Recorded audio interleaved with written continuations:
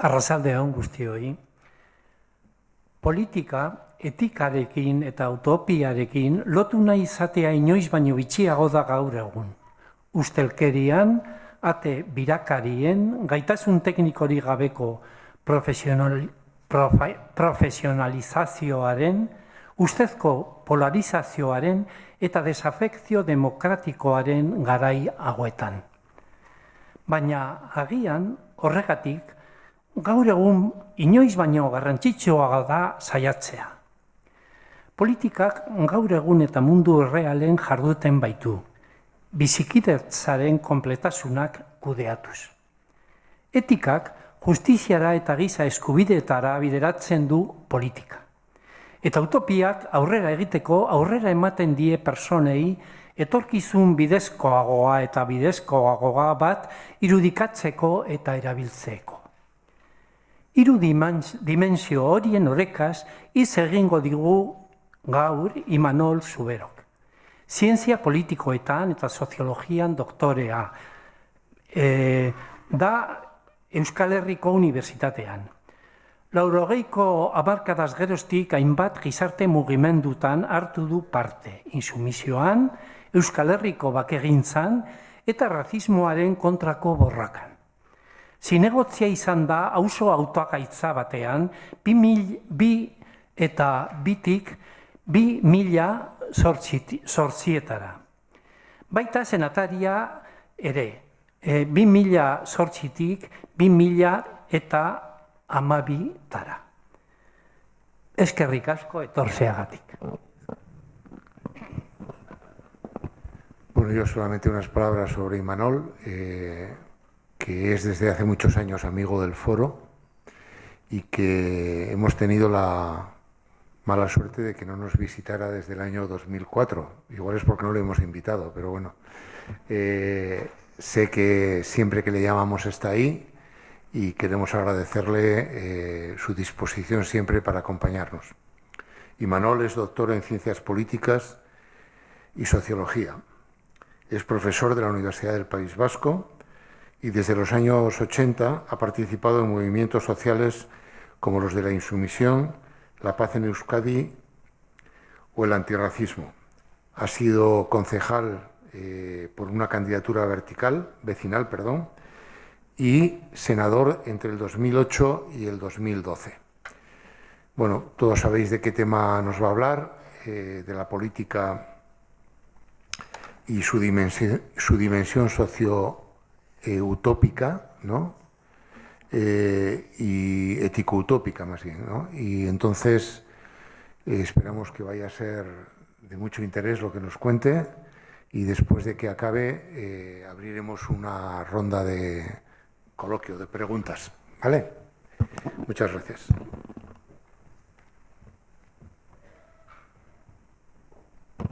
Bueno, arratsalde on guztioi, buenas tardes a todas y a todos. Mila esker benetan gonbidapenagatik eta 20 urte barru itzuliko naz. O sea, prometo que dentro de 20 años volveré otra vez a estar con vosotras y vosotros si me invitáis.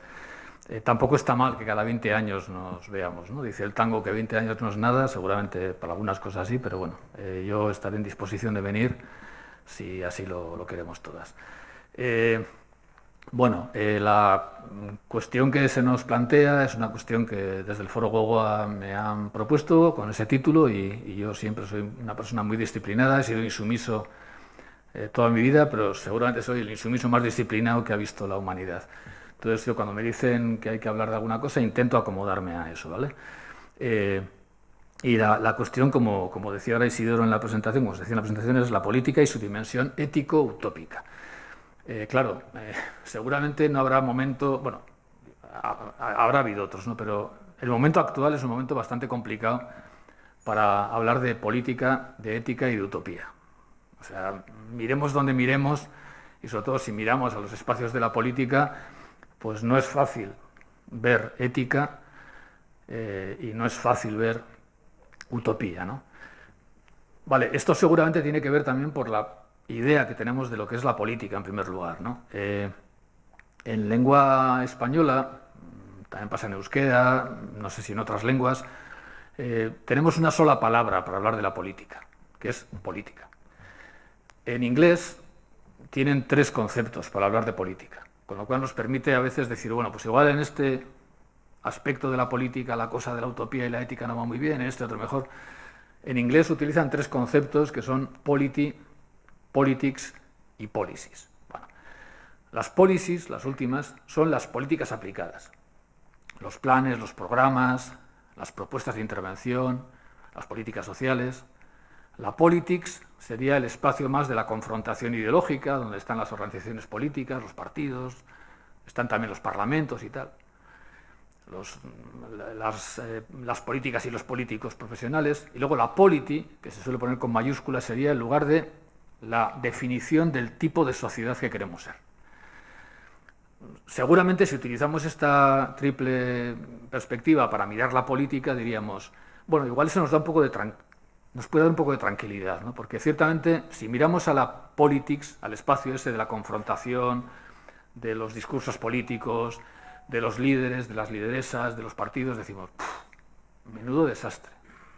O sea, encontrar ética, con todo el respeto, y encontrar utopía ahí es muy complicado, es muy complicado.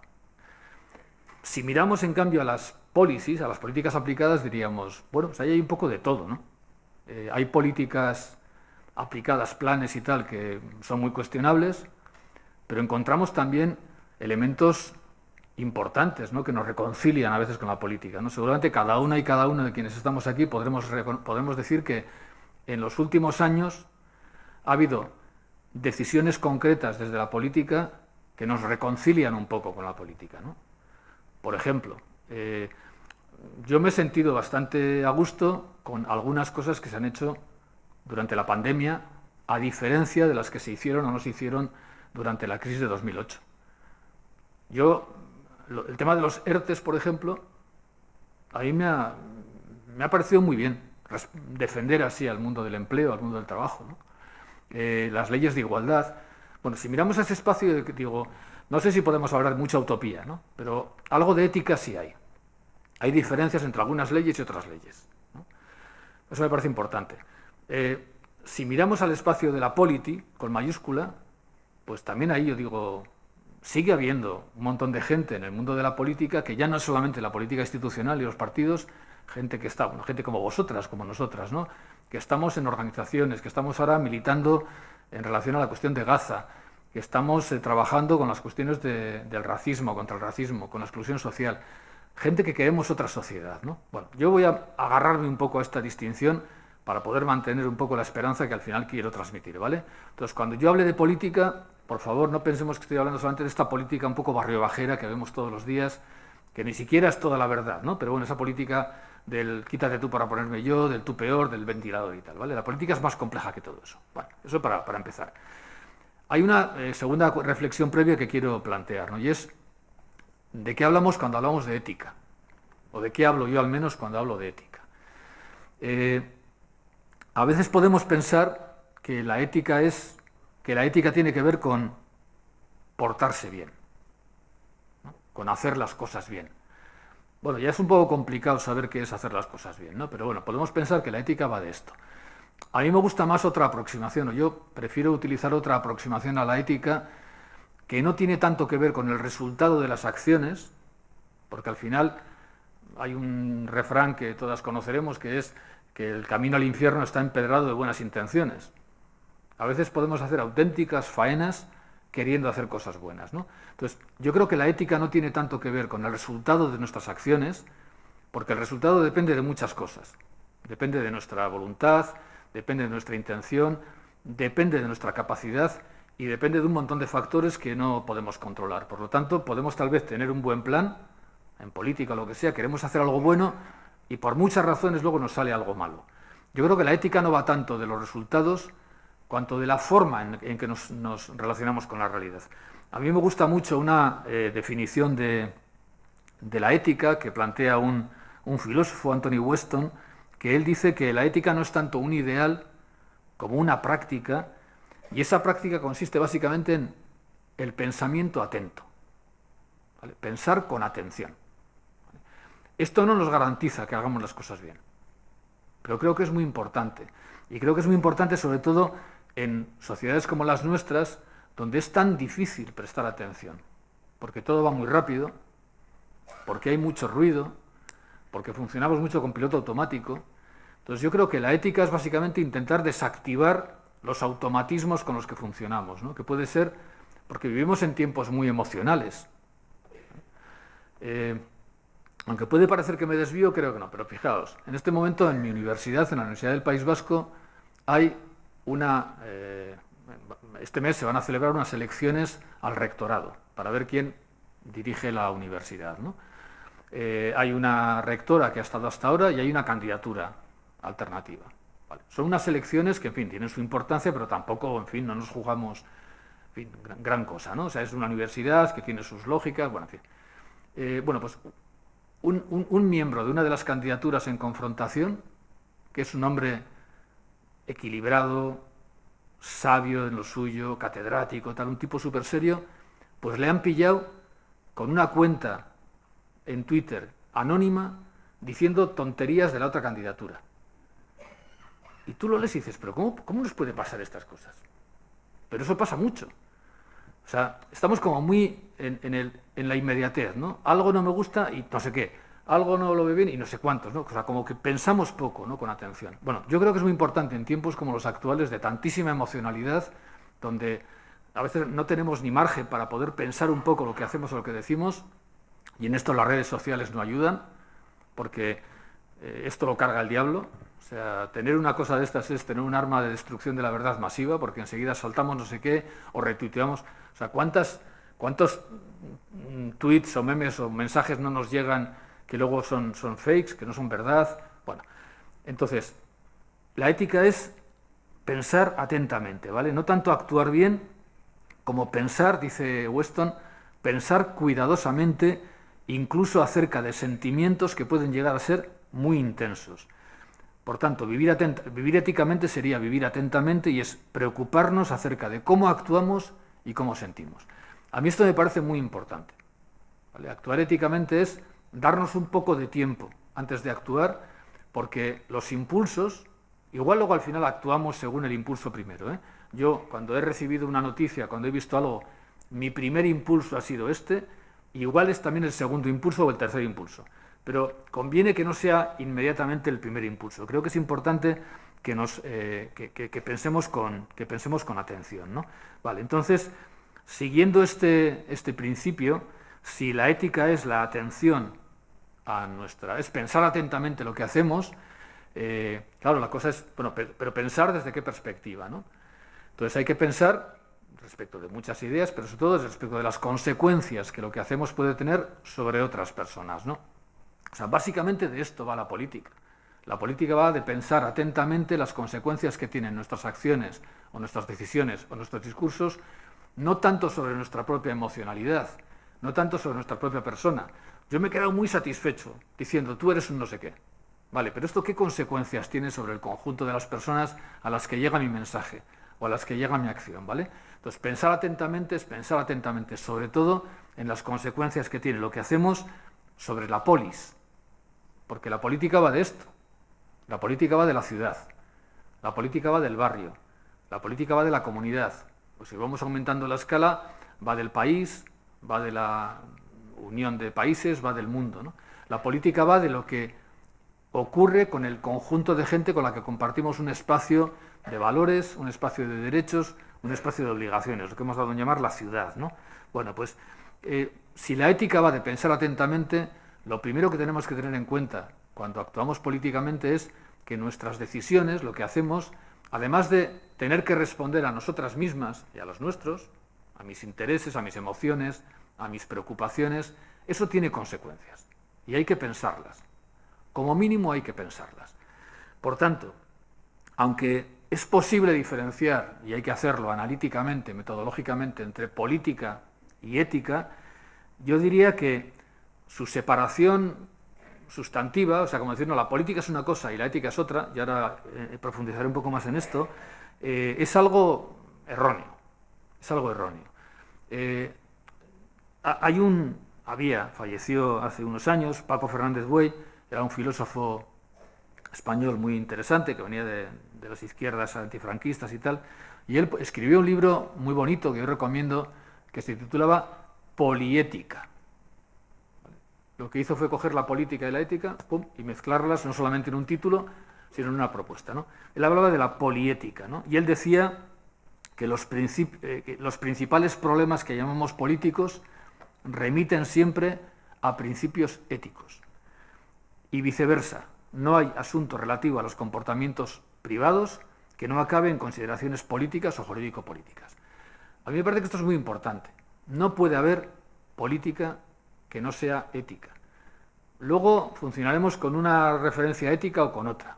Habrá quien sea más utilitarista, habrá quien sea más finalista, aristotélico, lo que sea, pero no hay política que no sea ética, porque no hay política que no afecte a la polis, que no afecte a otras, que no tenga consecuencias sobre otras. Todo lo que hacemos en ese nivel que llamamos política tiene que tener una dimensión ética. Claro, pero tenemos un problema para pensar esto. Bueno, tenemos muchos problemas, pero yo me voy a fijar en uno. Y es que las herramientas analíticas, las herramientas conceptuales, las referencias que utilizamos para pensar la política y la ética, al revés que lo que decía Paco Fernández Buey, que política y ética están siempre unidas, son poliética, pues todas las referencias de quienes hemos estudiado filosofía, en cualquier nivel de educación, o quienes hemos leído algo de política, las grandes referencias políticas, los grandes autores, los grandes pensadores, y estoy hablando además en masculino conscientemente, luego diré por qué, las grandes teorías con las que hemos construido nuestro imaginario político son teorías que de una forma o de otra nos han enseñado que política y ética, vale, no diremos que tienen que contraponerse, pero no tienen por qué ir unidas. Si ahora hiciéramos una especie de brainstorming o de tormenta de ideas o de comunicación y dijéramos, si pensamos en pensadores, pero van a ser la mayoría pensadores o pensadoros políticos, ¿qué nombres nos vienen? Y seguramente nos vendrán nombres como, por ejemplo, Hobbes. Un tipo que es uno de los primeros pensadores sobre el Estado, que lo que dice es que básicamente el Estado es una institución en la cual los seres humanos abandonamos nuestra propia libertad para dársela a un Estado que es el Leviatán, que es un monstruo, pero si no hacemos eso, pues como somos gente bastante malintencionada, pues vamos a estar en estado de naturaleza y vamos a matarnos unas a otras, unos a otros, porque homo homini lupo, el hombre es un lobo para el hombre. Por lo tanto, ética en absoluto. En el planteamiento de Hobbes no hay ética en la política. La política es uso del poder, utilizando todos los recursos del poder, entre ellos la espada, la violencia, porque la alternativa es peor. La alternativa es que nos matemos unas a otras, que esto sea la ley de la selva. Claro, es muy difícil con esa mentalidad pensar en términos éticos cuando estamos en la política.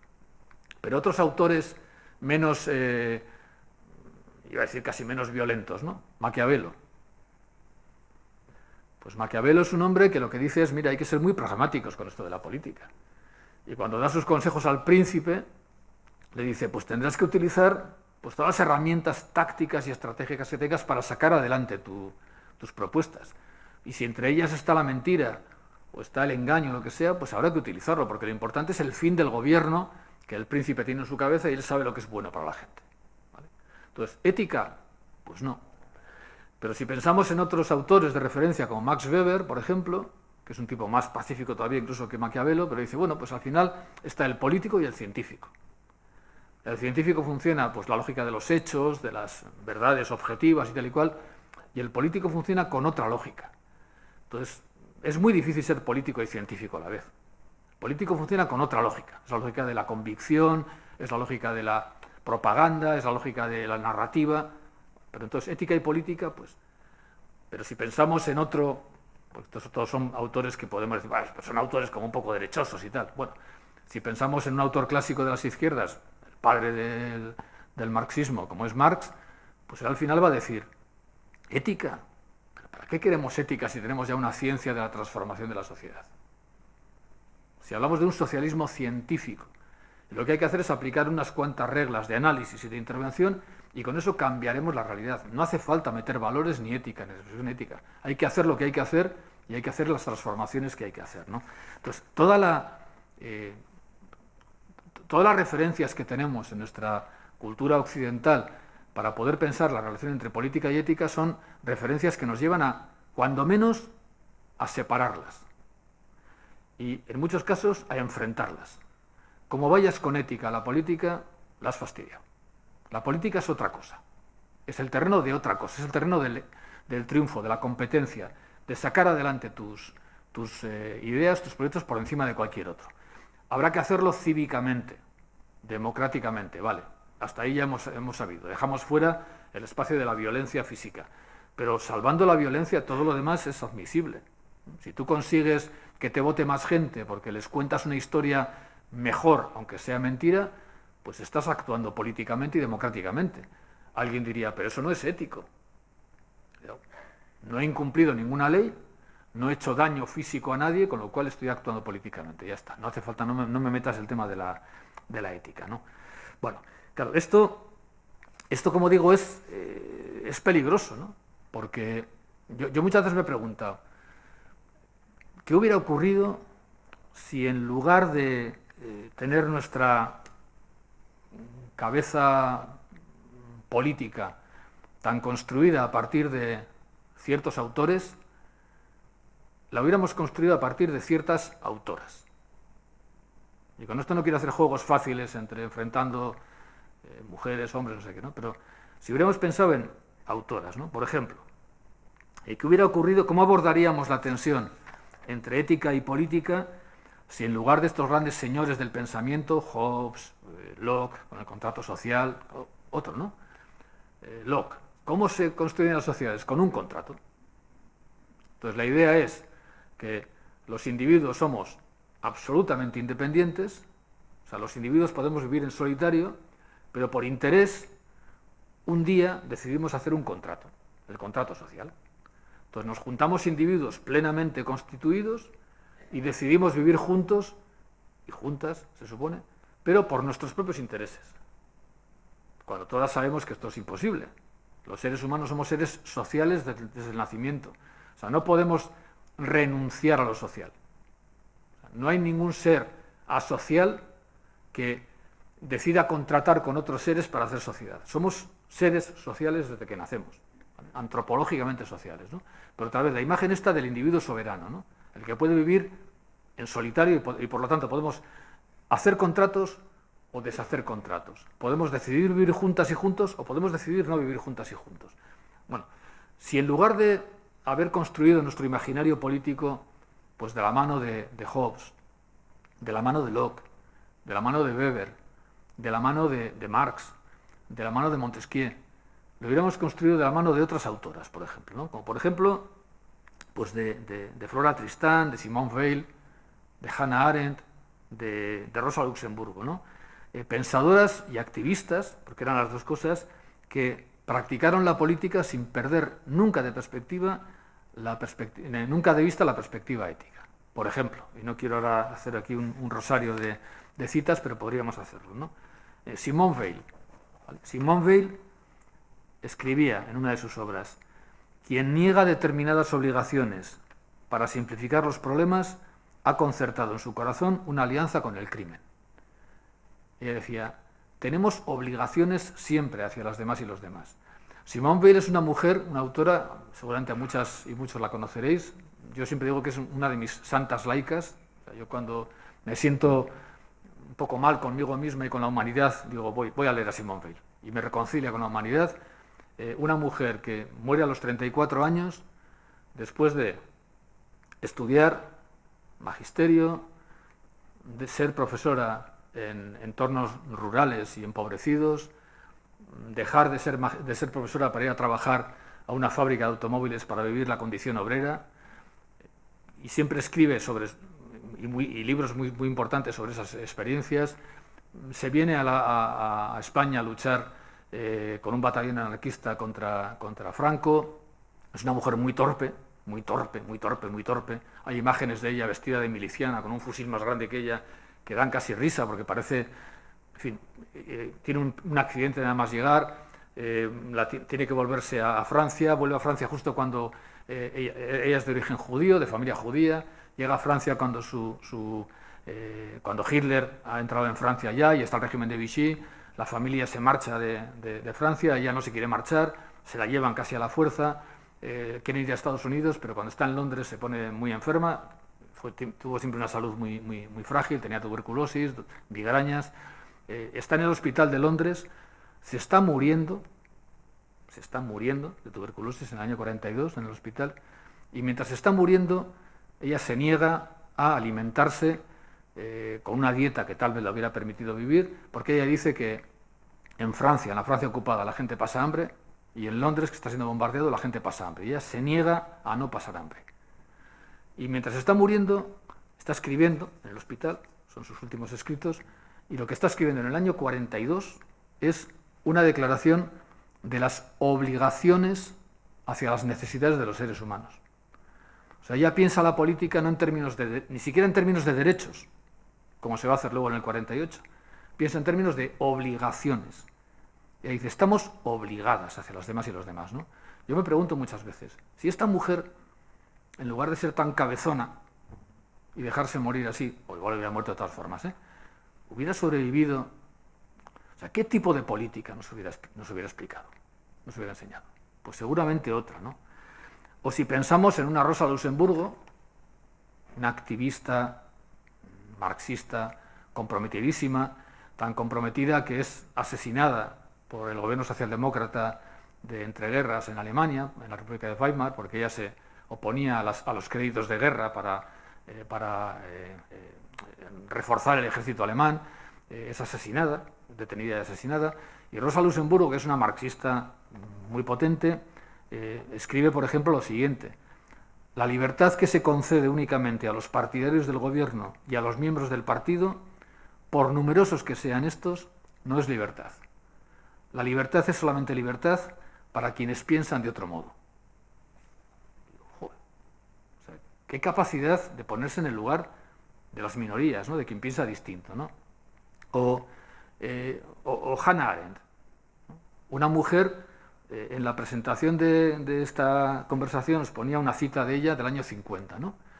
Fijaos, en el año 50, fijaos lo que escribía esta mujer, ¿no? Ella dice, el peligro, año 50, el peligro es que lo político desaparezca absolutamente y que los prejuicios hacia la política vayan demasiado lejos, confundiendo con política aquello que acabaría con la política. Esto se parece mucho a lo que está pasando hoy cuando hay quienes dicen, es que todos son iguales en política. Es que la política es una mierda. Es que no te metas en política. Vale, ¿y qué hacemos sin política? ¿Cómo construimos polis sin política? Claro, porque o tenemos política, y perdón por este juego de palabras tan barato, o tenemos política para gestionar la ciudad, o tenemos policía para controlarla. O política o policía. O sea, o uso de la fuerza por quien pueda usarla, o uso de la conversación, de la comprensión, del convencimiento para poder ponernos de acuerdo, ¿no? Entonces, claro, sin política, ¿qué hacemos? Bueno, pues Hannah Arendt era una firme defensora de la política, ¿no? Y yo, como digo, me pregunto muchas veces, ¿no? ¿Qué ocurriría si nuestros conceptos políticos no fueran los de el poder, la competencia, la agresividad, el dominio, el manejo de las masas, la imposición de las ideas propias, sino que fueran estas otras ideas, ¿no? La escucha, el reconocimiento de la diferencia, la atención a lo que no es tan visible, la preocupación por aquellas personas que quedan fuera de las conversaciones ciudadanas, la mirada hacia los márgenes de la ciudad. Pues tal vez pensaríamos de otra forma lo que está pasando hoy, ¿no? Entonces, yo creo que tenemos que encontrar mecanismos para repensar la política en estos tiempos de incertidumbre. Yo creo, ahora hablo como persona que se supone que analiza la sociedad porque es socióloga, vivimos tiempos que no van a ser buenos. Ahora diréis, pues vaya descubrimiento que nos haces, ¿no? Hoy cuando se analiza la política en el mundo y cuando se analiza la política en España en particular, se utiliza un concepto que a mí particularmente me molesta bastante, que es el concepto de polarización política. Hoy se dice que España, Europa, pero el mundo también vivimos una situación de polarización política. A mí no me gusta esta descripción. Primero, me parece falaz, me parece que no es certera para describir lo que está pasando en términos científicos, en términos objetivos, pero es que además me parece peligrosa. Porque si pensamos en polarización, ¿qué imagen nos viene a la mente? Pues seguramente a mí al menos, igual a vosotras no. Es como que hay un lugar central y hay dos posiciones que se van alejando del centro. Y cada una va más al extremo y se radicaliza más. Claro, yo me pregunto, ¿eso es realmente lo que está pasando en el mundo hoy? Y sobre todo, ¿eso es lo que parece que está empezando a pasar cada vez más? Y si Dios con nuestra ayuda no lo remedia, va a pasar cada vez más. O sea, es verdad que hay como dos espacios en el mundo de la política que se alejan a la misma velocidad de los lugares centrales, con la misma radicalidad. Yo sinceramente no lo veo. Yo no lo veo, sinceramente. Puedo equivocarme, pero no lo veo. Cuando yo miro, por ejemplo, yo vengo del País Vasco, de Euskadi. Tengo 63 años y he vivido los años duros, durísimos del terrorismo de ETA. Y he vivido los años duros, durísimos de otras violencias. Y he vivido los años, iba a decir, todavía más duros, en los que veía como una parte importante de mi comunidad política, una parte importante de mi polis, vecinas y vecinos, ciudadanos y ciudadanos con los que compartía calle, espacios en la universidad, apoyaban de una forma o de otra, o entendían de una forma u otra, que yo, por ejemplo, pudiera ser asesinado. Yo eso lo he vivido. Hoy eso no pasa. Sin querer establecer relaciones que vayan más allá de lo que quiero decir, no quiero decir nada más, pero si la fuerza política que en aquellos años estaba más cerca del mundo de ETA, que era Arribadasuna, Euskal Herria Rock, bueno, hoy se puede relacionar, y se puede relacionar con lo que es Euskal Herria Bildu. O sea, hoy diríamos que Euskal Herria Bildu, luego cada una podrá pensar lo que quiera y tal y cual, es una fuerza que se ha radicalizado.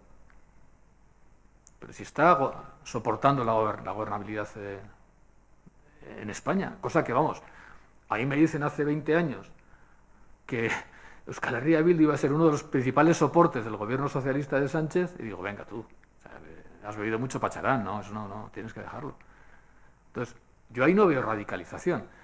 Insisto, no voy a entrar en luego, pero esto es no sé qué, en realidad es un lobo con piel de cordero. Bueno, mira, lo que digas, pero yo ahí no veo radicalización.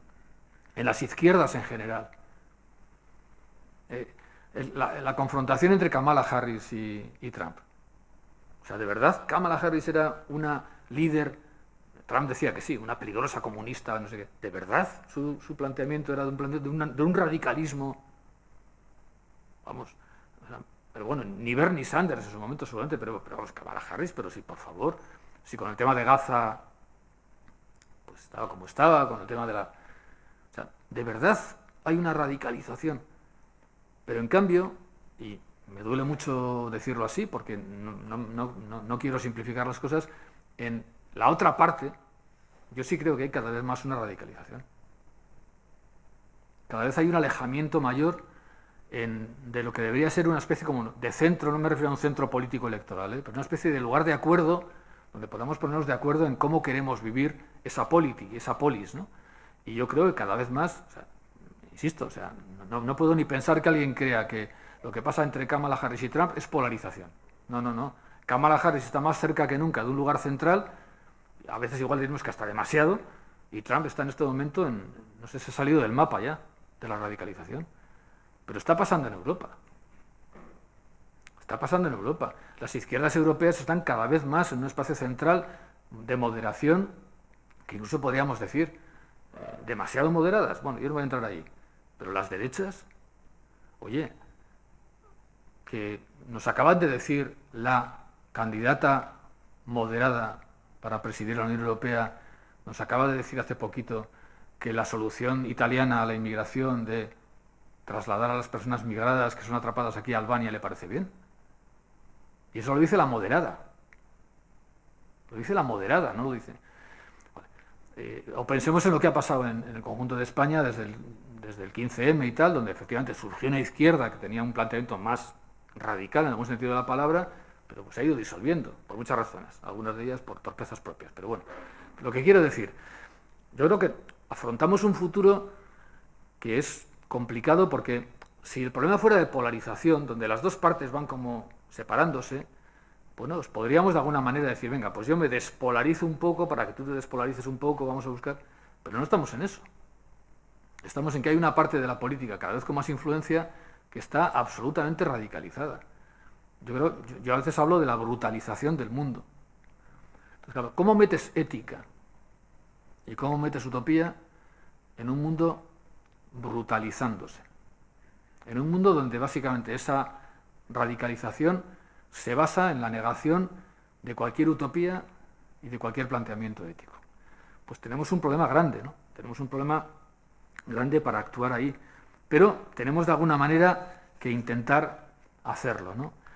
Y yo no pretendo aquí dar ninguna receta. Solamente voy a plantear algunas ideas que a mí me están sirviendo para moverme en este entorno, ¿no? Vale. ¿Qué podemos hacer? Bueno, primero y puede parecernos muy poco relevante, pero creo que lo es mucho. Alimentarnos políticamente de reflexiones y de propuestas que se salgan del cauce central de la política actual. O sea, leer, escuchar, no a la gente de siempre, y con esto no me refiero a medios de comunicación, sino a los autores de siempre, sino abrirnos a otras perspectivas. Yo estos días, por ejemplo, y me diréis, pues ya está el de la universidad, pero los libros acompañan mucho. Yo estos días he entendido bastante y me he sentido mejor leyendo otra vez a Hannah Arendt, lo que escribió sobre verdad y política y tal, a raíz del éxito de Trump.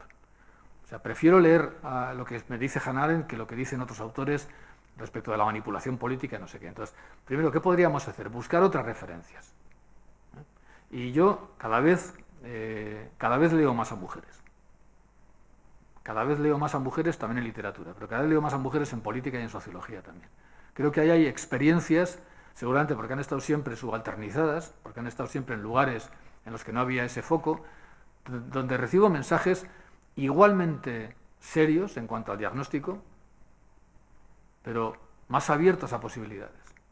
Entonces, en primer lugar, abandonar tal vez los discursos muy maquiavélicos, weberianos, marxianos incluso en muchos aspectos, y ir a otros discursos. Y insisto, esto me parece importante, me parece importante para cualquier ciudadano o ciudadano, pero me parece mucho más importante para quienes estamos formando a las futuras generaciones de sociólogas, de politólogas o de comunicadoras, ¿no? Yo hace años, por ejemplo, que alucino, y lo digo en las reuniones de departamento, de que algunos autores de pronto se hayan convertido en autores de referencia en nuestros planes de estudios. Yo qué sé, pues, y perdón por irme por ahí, pero Carl Schmitt, un jurista alemán que fue el jurista del nazismo. Y de pronto aparece en todos los programas de estudios de derecho, de ciencias sociales, porque es un tipo que hablaba del Estado soberano y del poder soberano y del estado de excepción. Digo, joder, pero ¿de verdad? O sea, ¿de verdad vamos a meter a un nazi en nuestros planes de estudios? Bueno, pues un tipo que tal igual, no sé qué. Entonces yo digo, primero, busquemos referencias. Creo que es muy importante a través de qué parrilla, a través de qué marco analítico leemos lo que pasa. Y yo recomendaría, pues eso, a Simone Weil, a Hannah Arendt, a Agnes Heller, a Rebecca Solnit, a Jane Addams, a muchas autoras que creo que son fundamentales. Sería bueno de vez en cuando juntarnos justamente para eso, para leer autoras. Eso en primer lugar. En segundo lugar, asumir realmente que la política es cambio. La política no es continuidad solamente. Para la continuidad no hace falta más que gestión técnica. O sea, para que las cosas sigan solo hace falta alguien que mantenga el motor, el botón.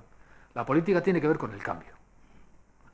Y en ese sentido, la política es literalmente utópica.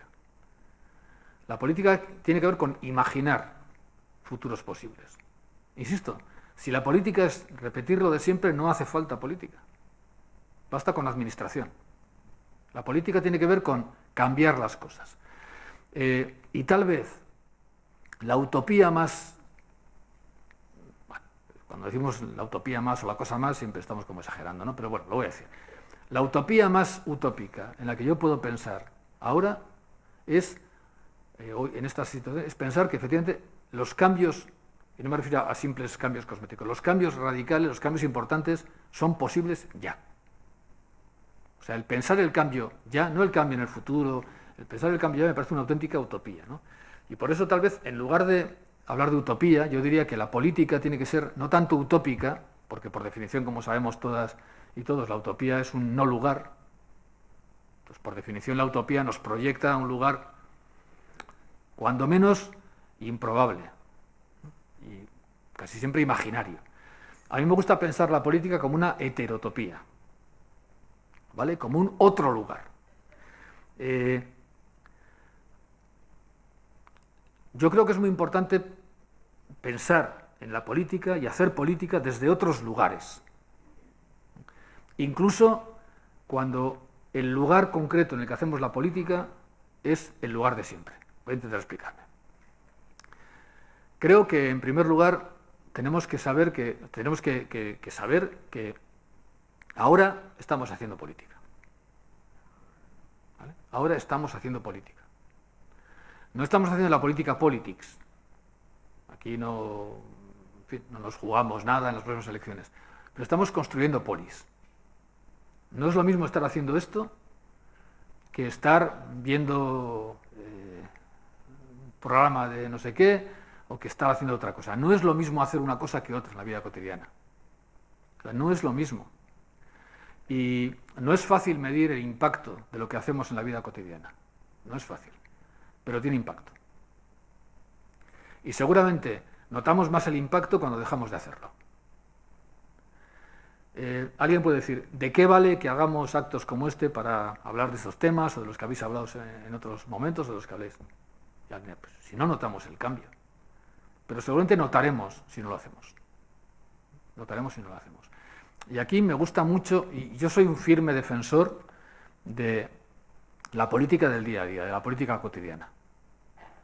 O sea, la capacidad que tenemos las mujeres y los hombres que estamos aquí para hacer cosas que incidan sobre nuestros entornos es enorme, es mayor de la que pensamos. Yo suelo utilizar una idea muchas veces en algunas conversaciones que tengo, que alguna vez incluso la representaba hasta físicamente, como la voy a decir, ¿no? Yo una vez estaba en un seminario con alumnas y alumnos sobre política, no sé qué también de estas cosas, y todo lo que me transmitían era impotencia. No se puede hacer nada, no vale para nada, no sé qué. Yo no sabía qué hacer. Y al día siguiente, era un seminario que duraba, un curso de posgrado, un curso de doctorado, duraba varias sesiones. Y venga, y todas las sesiones acababan igual. Por más que yo les decía no sé qué, no vale para nada, esto no se puede hacer nada, no sé cuánto. Y yo decía, joder, tira, es que salís, es que vamos, estáis derrotados. Y yo buscaba todas las formas de provocar. Decía, pero vale, ¿cuántas guerras habéis perdido últimamente? ¿Cuántas batallas? Si igual no habéis hecho ninguna todavía. O sea, ¿cuántas veces os han zarandeado? ¿Cuántas veces os han sancionado? ¿Cuántas veces os han... lo que sea? Y a veces nunca, ¿no? Pero siempre al final era el desánimo. Es que no vale para nada, es que no vale para nada, no vale para nada, no podemos hacer nada, ¿no? Y yo les explicaba, a ver, para poder hacer, tenemos que pasar tres escalones, ¿no? Hay que saber, hay que querer y hay que poder. Si sabemos que hay problemas, podremos intentar hacer algo. Pero tenemos que querer, porque si sabemos y no queremos, no haremos nada. Entonces, si sabemos y queremos, tenemos que poder. Si no podemos, no hacemos nada. Si sabemos, queremos y podemos, haremos. Y yo les decía, ¿dónde está el problema para hacer? ¿En el saber, en el querer o en el poder? Me decían, en el saber, en el poder. No podemos, no sabemos. Y dices, sabemos un montón de cosas. O sea, ¿de verdad no sabemos lo que está pasando en Gaza? ¿De verdad no sabemos lo que está pasando en el mundo de la exclusión en estas ciudades? ¿De verdad no sabemos lo que está pasando con la violencia machista? ¿De verdad no sabemos lo suficiente? Bueno, pues en el poder.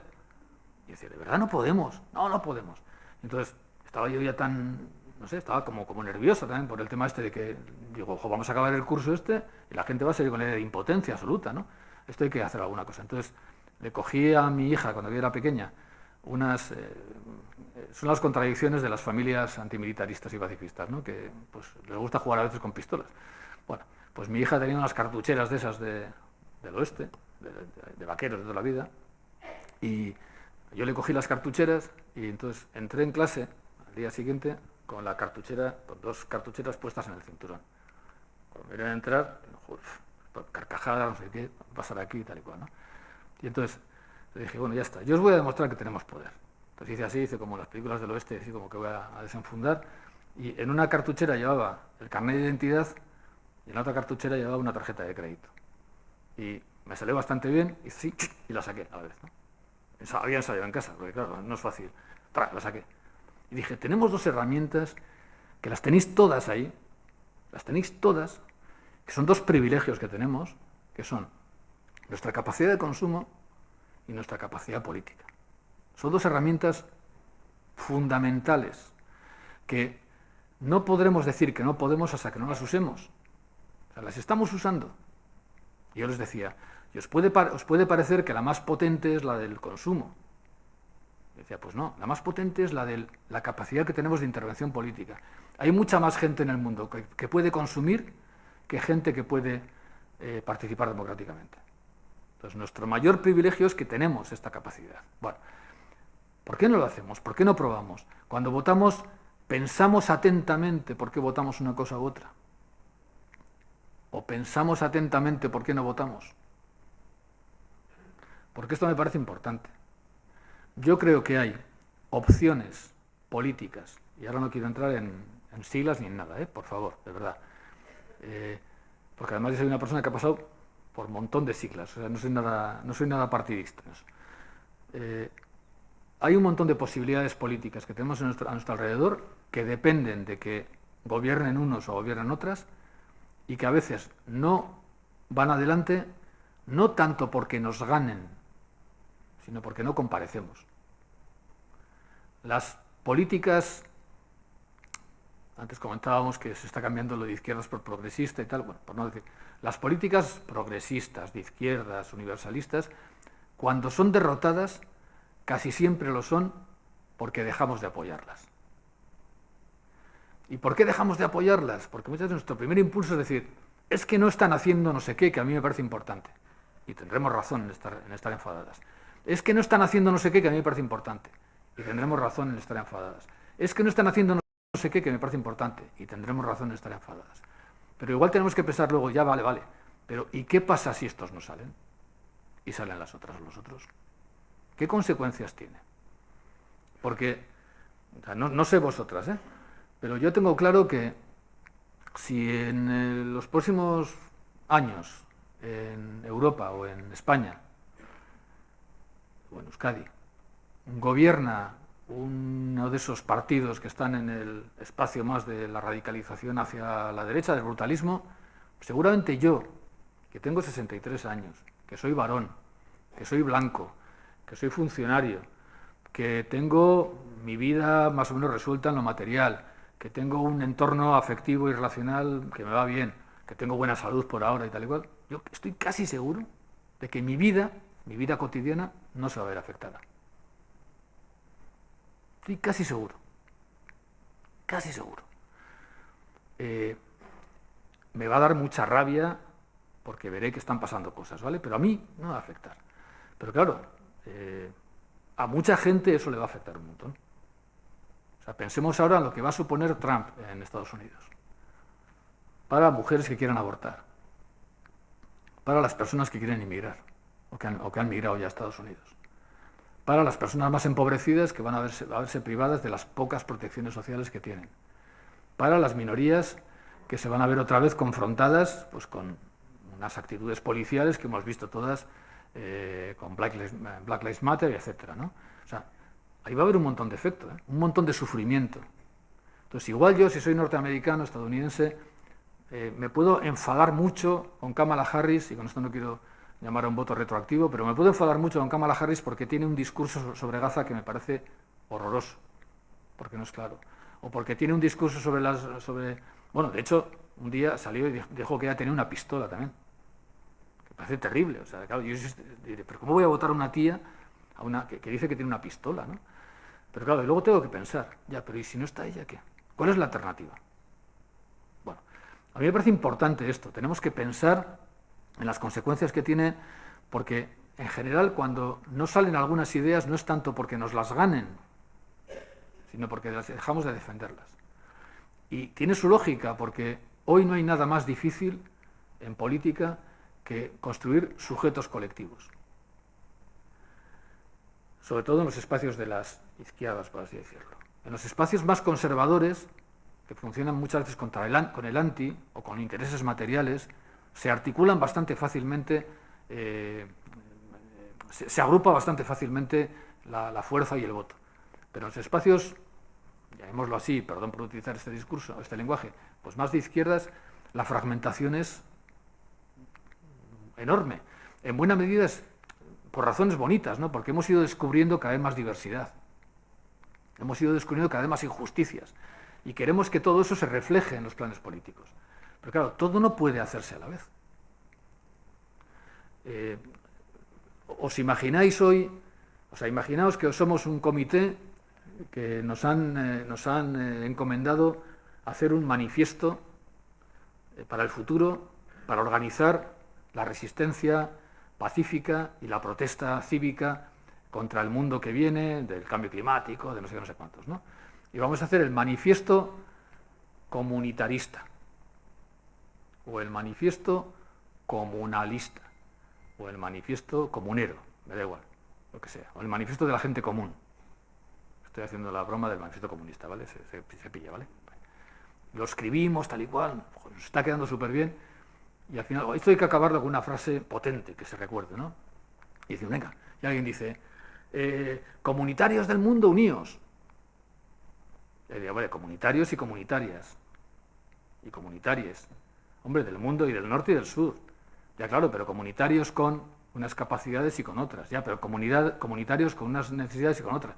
Empezaríamos a meter al final un montón de diversidades que harían que, pero ¿cuál es el sujeto de este manifiesto, ¿no? Y eso, como digo, no es malo en sí mismo, porque estamos descubriendo cada vez más diversidades que tienen que estar representadas en los proyectos políticos. Pero esto dificulta mucho la unión, la construcción de sujetos políticos. Y por eso yo creo, y voy terminando, pues que es muy importante que cuando pensamos en intervenir ética y utópica o heterotípicamente en la política, lo hagamos pensando desde nosotras, porque no podemos pensar desde otro lugar, cada uno pensamos desde nuestra propia posición, el conocimiento situado, que se dice, pero intentar pensar atentamente en, bueno, y lo que yo voy a hacer en política o lo que no voy a hacer, ¿qué consecuencias va a tener sobre otras personas? Y sobre todo, sobre las personas que no tienen cartuchera. Porque no os va a sorprender lo que digo. En España, como en Euskadi, como en Navarra, la mayoría de la gente en situación de vulnerabilidad económica no vota. En España, como en Navarra, como en Euskadi, hay un montón de gente que por no tener una situación regular o porque no hay acuerdos de correspondencia con sus respectivos países, no pueden votar en las elecciones. Personas migradas. O sea, seguramente, o hay personas, seguramente en España, en Navarra y en Euskadi, la gente, o una buena parte de la gente, o la mayoría de la gente a la que le interesa que haya unas políticas sociales, de igualdad, y no otras, no tiene voz, o no ejerce el voto. En Bilbao hay barrios donde en elecciones municipales solo vota el 40%, y otros en los que vota el 80%. Los del 40% son los barrios más precarios, más pobres. Los del 80% son los barrios más ricos. Claro, si quienes habitualmente votamos o podemos votar, si quienes habitualmente opinamos o podemos opinar, si quienes habitualmente nos manifestamos o nos podemos manifestar, lo hacemos desde nuestras emociones, desde nuestros intereses, sin pensar atentamente en las consecuencias que lo que hacemos o lo que dejamos de hacer tiene sobre gente que muchas veces ni siquiera puede votar o ni se plantea votar o se plantea participar, pues ¿qué tipo de ciudad estamos construyendo? ¿Al servicio de quién? O sea, creo que es muy importante que empecemos a pensar, como digo, en hacer política desde otros lugares, desde los lugares de la vulnerabilidad, desde los lugares de la precariedad, o incluso cuando estamos en los lugares de la política central, en instituciones, se puede hacer mucho desde un ayuntamiento, en partidos se puede hacer mucho desde un partido, en sindicatos se puede hacer mucho desde un sindicato, que no lo hagamos desde la lógica del partido, desde la lógica del sindicato o desde la lógica de la institución, que metamos la lógica de quienes están fuera de esos espacios. O sea, creo que eso es fundamental, porque si no, estamos haciendo una política a nuestra medida. Y eso exige una actitud que no es fácil de mantener en política. Yo tuve la mala suerte, y os lo digo en serio, de haber sido elegido en el año 2008 para ocupar un escaño en el Senado de España. Yo me presenté a unas elecciones para no salir y salí. Yo digo que cuando se deja votar a la gente sin criterio, pues pasan esas cosas, ¿no? Entonces, como el Senado es voto personal, me votó un montón de gente. Incluso saqué más votos que un político, cuyo nombre no diré ahora, luego os lo digo si queréis, off the record, de un político de larga trayectoria en Euskadi, que se enfadó un montón porque yo saqué más votos que él. Pero bueno, él también sacó, y estuvo en el Senado, pero bueno.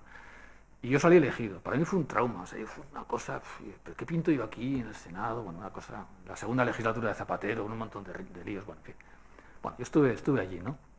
Y para mí fue una tensión permanente entre mis ideales, mi identidad y las decisiones que se iban tomando, ¿no? Yo hubo 4 votaciones en el Senado en las que no seguí la disciplina de voto. La última de ellas fue la de la reforma de la Constitución. Fue muy duro. O sea, es muy duro estar en política, pero no solamente en política institucional. Es muy duro estar en un grupo de gente, escuchar cosas y marcar un poco de diferencia. O sea, la política tiende a sectarizarse. Tiende a que hagamos grupos donde es muy difícil, porque parece que la discrepancia exige la ruptura, exige el follón, la enemistad, y no. Tendríamos que acostumbrarnos a hacer una política también en la que, como decía alguien, ahora que han ganado los míos, yo ya no sé si soy de los nuestros, ¿vale? O sea, eso de nosotros, ellos, los míos, o sea, no puede, muchas veces tiene que ser así, ¿eh? Tiene que ser, estamos juntos, tal, pero siempre va a ser así, siempre los nuestros tienen razón, siempre. Entonces, a mí, cuando estuve en política, bueno, yo he contado mi experiencia sobre lo del Senado, y voy terminando, en un artículo que publiqué en la revista Razón y Fe, que se llama Política de ida y vuelta, ¿no? Porque es lo que yo fui, pero para volver. O sea, mi idea era estar ahí y volver. Vale. Y yo, durante esa época, me basé mucho en otro de mis santos laicos, y una es Simone Weil, el otro es Albert Camus. Y Albert Camus, en un texto, Albert Camus, escribía lo siguiente, decía: estoy a favor de la pluralidad de posiciones. ¿Se podría formar el partido de los que no están seguros de tener razón? Sería el mío. En todo caso, yo no insulto a los que no están conmigo. Es mi única originalidad. O sea, el partido de los que no están seguros de tener razón. Me parece que es una actitud muy positiva cuando estamos en política.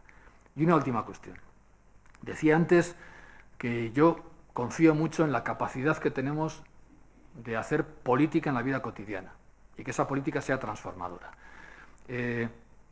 Hay una autora, Rebecca Solnit, que me gusta mucho, también me acompaña mucho, que en uno de sus libros, sobre la esperanza justamente, ella hace una pregunta, que yo la dejo ahora y ya con esto cierro, ¿no? Ella dice lo siguiente, dice: imaginaos todas y todos, que hoy ya es el primer día de la revolución que queremos, la que cada una quiera. La revolución de los cuidados, la revolución feminista, la revolución de la igualdad, la revolución de las sin fronteras, la revolución social. O sea, imaginemos que hoy ya estamos en esa sociedad que queremos, en la que soñamos, ¿vale? Estamos visualizando cada una, ¿no? Hemos triunfado, ¿vale? Ya estamos. Dice, imagínate que estás en el primer día de la revolución que buscabas. ¿Qué harías? O sea, ¿qué harías? Imaginemos que hoy es el primer día de la revolución. ¿Qué haríamos? Lo pensamos. Bueno, pues a continuación dice, bueno, pues ¿por qué no lo empiezas a hacer ya? O sea, ¿de verdad hay que esperar al día siguiente de la revolución para empezar a hacer lo que queremos hacer el día de la revolución? O sea, no podemos hacer nada ahora que se parezca a esa revolución de los cuidados, a esa revolución de los afectos, a esa revolución de la solidaridad, a esa revolución de la esperanza, a esa revolución del compromiso. ¿De verdad tenemos que esperar a que se produzca el cambio total para empezar a hacer cambios? ¿De verdad? Yo creo sinceramente que no. Creo que tenemos mucha capacidad a través del voto y a través del consumo de empezar a actuar ya como si hubiéramos conseguido estar en esa realidad utópica. No tenemos por qué viajar como viajamos, no tenemos por qué consumir como consumimos, no tenemos por qué votar como votamos, no tenemos por qué enfrentarnos como nos enfrentamos, no tenemos por qué distanciarnos como nos distanciamos, no tenemos por qué, tenemos opciones, ¿no? La agencia, la capacidad de agencia que tenemos todas y todos, la tenemos todas y todos. Y decía que iba a terminar con lo de Solnit, termino con otra cosa. No olvidemos nunca que los seres humanos somos dos cosas. Somos agencia, capacidad de actuar, y estructura. Las estructuras modifican mucho nos influyen mucho los sistemas en los que vivimos. Si no somos agencia consciente, si no somos personas que pensamos atentamente cuando decidimos cómo vamos a viajar, cómo vamos a vestirnos, cómo vamos a alimentarnos, a qué vamos a dedicar nuestro tiempo, qué vamos a hacer en nuestro barrio, si no somos personas que pensamos atentamente todo eso y luego decidimos, vamos a ser, si no somos agencia consciente, seremos estructura inconsciente. Y reproduciremos las estructuras en las que vivimos, que son estructuras de dominación y de privilegio. Porque lo que más quieren las estructuras de dominación, el capitalismo, el patriarcado, el colonialismo, no es tanto controlar nuestras acciones, sino controlar nuestros deseos. Decirnos qué es lo que tenemos que desear. Porque si controlan nuestros deseos, controlarán nuestras acciones. Por tanto, yo hago un llamamiento de verdad a que sepamos ver la capacidad que tenemos, individual y colectiva, para empezar a vivir ya como si este fuera el día siguiente a la revolución que queremos. Y dicho esto, me callo y ahora podemos conversar si queremos.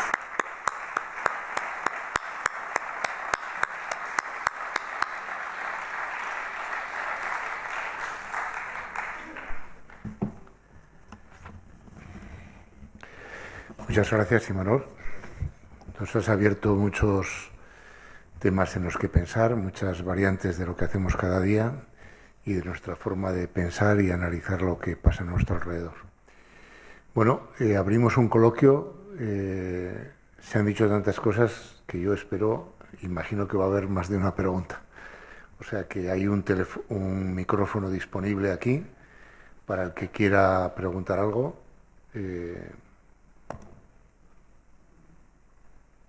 Allí, por favor, Roberto.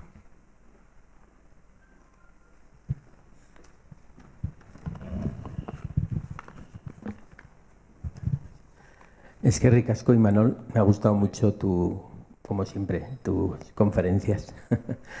La pregunta es, ¿qué valor le das frente al compromiso político y ético para la transformación estructural?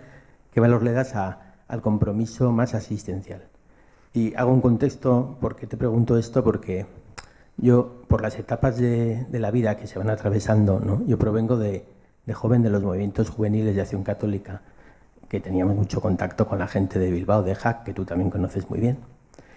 Y después de unos años de mucha militancia juvenil, luego vino pues el casarte, tener hijos, ¿no? El estar muy centrado en eso. Y en 2005 estuviste en Málaga en una asamblea que teníamos de la Acción Católica. Y nos hablaste de esto, bueno, en parte de esto, ¿no? De impulso hacia el compromiso. Y hablaste de conseguir milagros.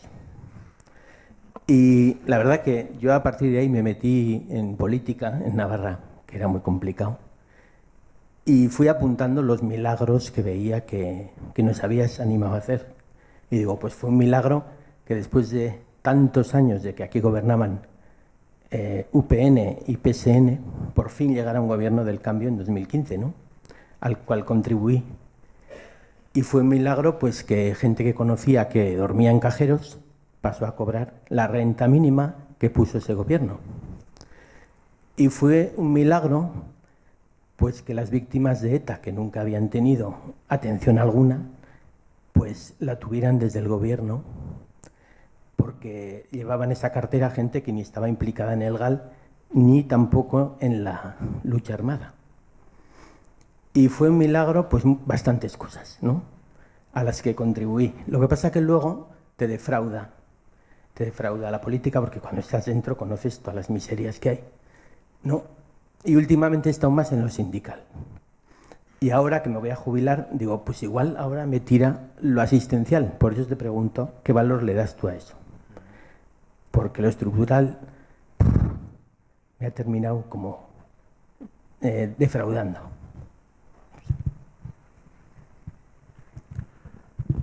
Wow, de los milagros, qué chulada, joder. Me has hecho recordar, sí. A mí eso me parece muy importante, ¿no? El pensar en la cantidad de transformaciones que hacemos en nuestra vida cuando actuamos en muchos ámbitos, ¿no? Y bueno, me parece muy potente. Lo de lo asistencial, bueno, es que yo no sé, o sea, no sé muy bien, o sea, sé identificar, ¿no?, la diferencia de un compromiso más estructural, más político, sindical, de un compromiso que está en otro ámbito, ¿no?, en el tercer sector de acción social o lo que sea, ¿no? O sea, se identifica perfectamente, ¿no? Pero no acabo de ver la necesidad, en primer lugar, ni de confrontarlos ni de priorizar uno sobre otro, ¿no? Yo creo que a mí me gusta mucho algo que escribió hace mucho tiempo un sociólogo, Richard Sennett, que él habla de la senda bifurcada, ¿no?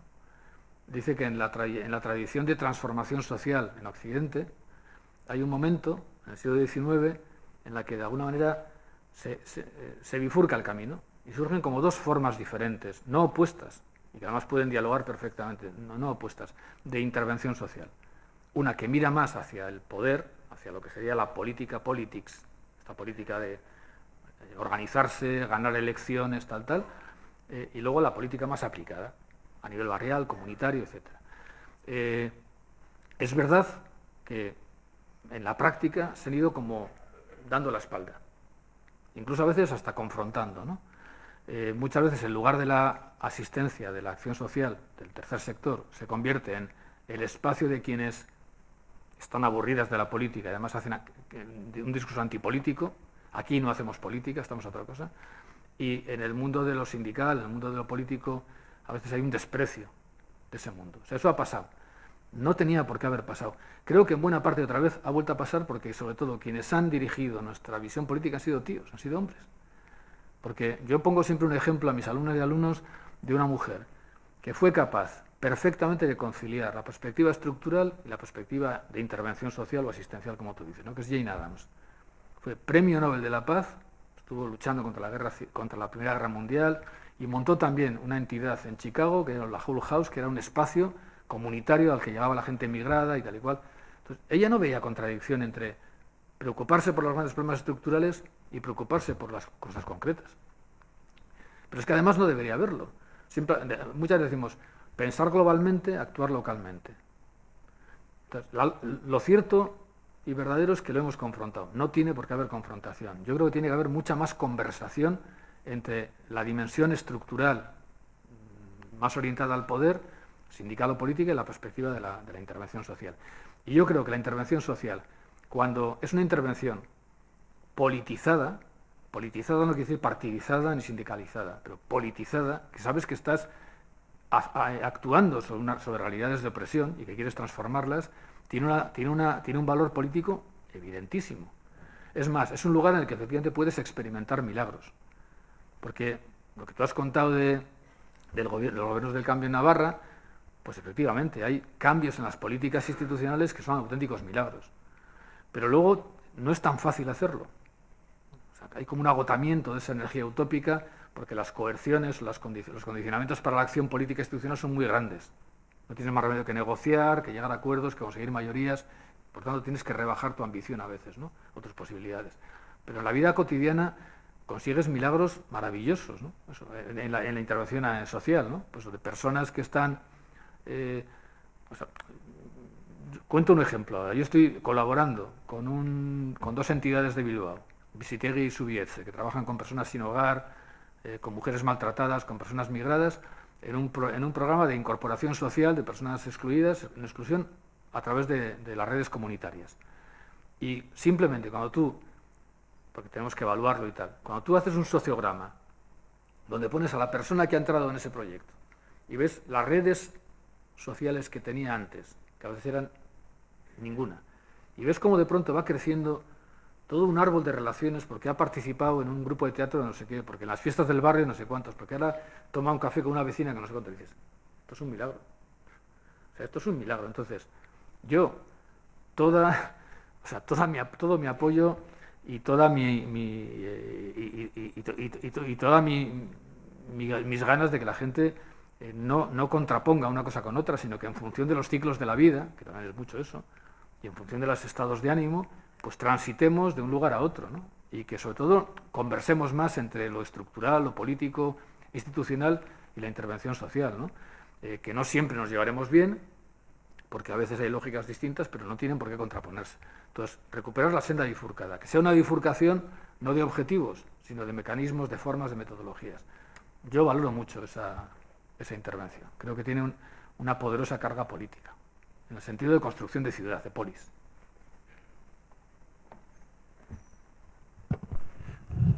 A ver, ¿alguna otra pregunta? ¿Quién se anima por ahí?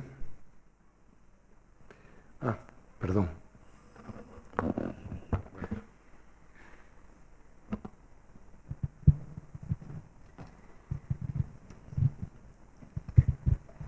Gracias, Imanol. Una gozada escucharte.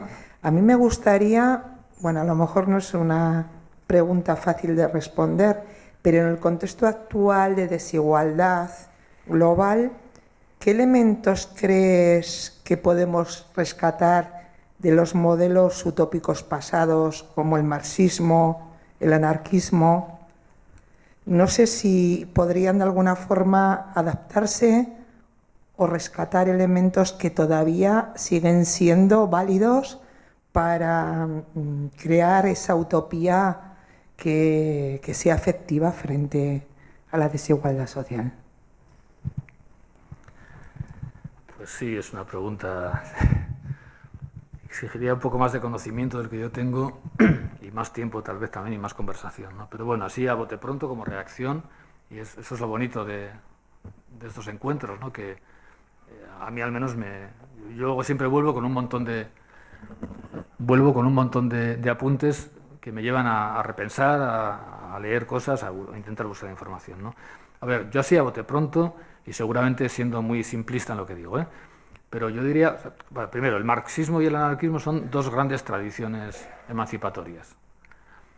Y incluso desde los entornos cristianos ha habido épocas en las que hemos sido capaces de dialogar con esas tradiciones emancipatorias. Otra vez nos ha pasado un poco como con la senda bifurcada, ¿no? Que ha habido enfrentamientos, pero ha habido tradiciones de conversación, de diálogos marxistas y cristianos. El anarquismo, ha habido un anarquismo cristiano muy fuerte también. Bueno, yo creo que son tradiciones emancipatorias a las que tenemos que volver.